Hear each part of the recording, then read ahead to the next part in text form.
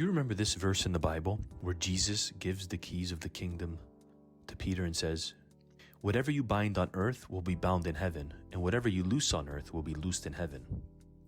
How many times have you read this and just sort of skipped over it? By the way, side note here, as a general rule of thumb, whenever your spidey senses go off on a verse, that's a good cue for you to stop reading and start researching. Now, this text has been greatly misunderstood throughout the centuries. Christianity, in a sense, has messed it up. However, in Judaism, it's always been understood to be a legal designation. You see, during the days of Jesus, these antonyms were used to describe certain religious decisions. For example, the term bind meant to actually forbid, and the term loose meant to permit something. And there are several examples outside of the Bible in rabbinical literature that corroborate this. Now, let's put it in its Jewish context of the day. You see, first century rabbis were constantly called upon by their communities to interpret scriptural commands. For example, the Bible forbids working on the Sabbath, but does that define what specific activities constitute work? So they would debate over this. As a result, the rabbis ruled as to which activities were permitted on the Sabbath and which were not. In other words, they bound or prohibited certain activities, and they loosed or permitted other certain activities. You see, Peter was given the keys or the authority to bind and loose concerning scriptural questions within the early church. Here's a prime example. Take a look at Acts chapter 15.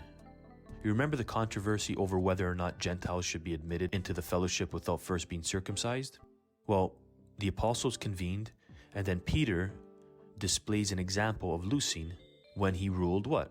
That both Jews and Gentiles were saved by faith, since circumcision was only a part of the Jewish covenant. Here's another example. James, the pastor of the church at Jerusalem, gives an example of binding when he told the believing Gentiles to abstain from the 4 characteristic practices of the pagans.